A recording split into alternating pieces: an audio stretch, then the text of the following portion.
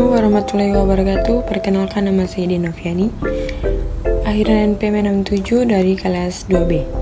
Saya akan menjelaskan tentang prinsip-prinsip belajar. Ya, sebelum saya memasuki itu, saya akan menjelaskan apa itu prinsip dan apa itu belajar.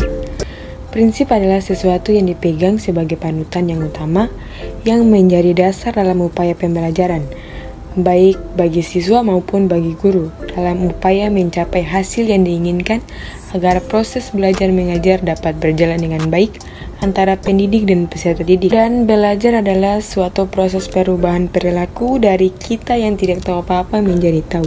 Prinsip belajar adalah suatu hubungan yang terjadi antara peserta didik dengan pendidik, agar siswa mendapat motivasi belajar yang berguna bagi dirinya sendiri. Dan juga prinsip belajar dapat digunakan sebagai landasan berpikir, landasan berpijak, dan sumber motivasi agar proses belajar dan pembelajaran dapat berjalan dengan baik antara pendidik dan peserta didik. Prinsip-prinsip belajar berkaitan dengan 1. Perhatian dan motivasi, 2. Keaktifan, 3. Keterampilan langsung pengalaman, 4. Pengulangan, 5. Tantangan, dan 6. Balikan dan penguatan. 1. Perhatian dan motivasi. Perhatian digunakan sebagai pemusatan energi psikis atau pikiran dan perasaan terhadap suatu objek. Makin terpusat perhatian pada pelajaran, proses belajar tersebut akan semakin baik dan hasilnya akan semakin baik. Dan oleh sebab itu, guru harus selalu berupaya agar perhatian siswa terpusat pada pelajaran.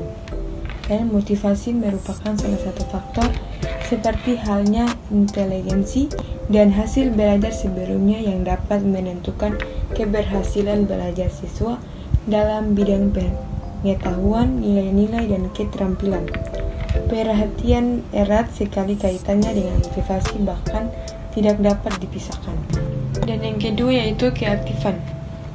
Dalam setiap proses belajar, siswa selalu menampakkan keaktifan. Keaktifan itu berupa ragam bentuknya, mulai dari kegiatan fisik yang mudah kita amati sampai kegiatan psikis yang susah diamati. Kegiatan fisik bisa berupa membaca, mendengar, menulis, melatih keterampilan-keterampilan, dan sebagainya. Contoh kegiatan psikis misalnya menggunakan pengetahuan yang dimiliki dalam memecahkan masalah yang dihadapi, membandingkan satu konsep dengan yang lain, menyimpulkan hasil percobaan, dan kegiatan psikis yang lainnya. 3. Keterampilan langsung pengalaman. Dalam belajar melalui pengalaman langsung, siswa tidak sekedar mengamati secara langsung, tetapi ia harus mengamati, terlibat langsung dalam perbuatan, dan bertanggung jawab terhadap hasilnya.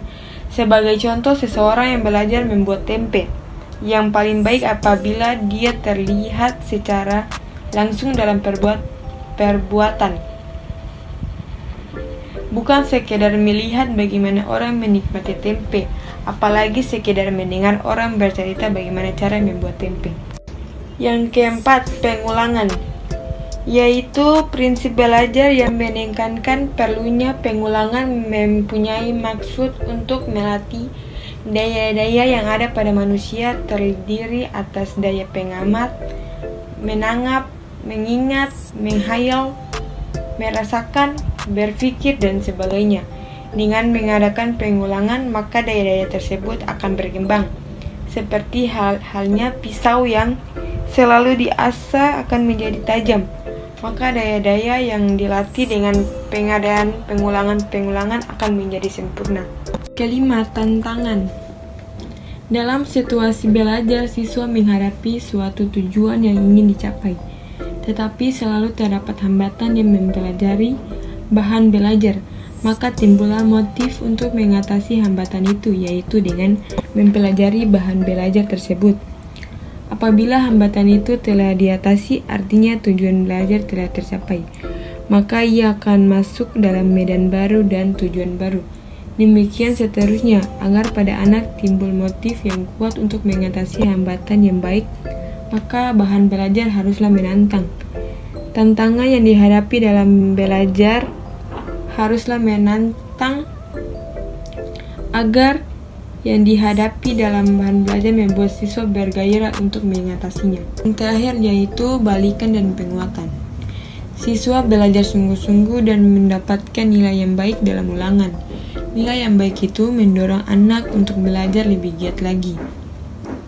Nilai yang baik dapat merupakan penguatan positif. Sebaliknya, anak yang mendapatkan nilai yang jelek pada waktu ulangan akan merasa takut tidak naik kelas.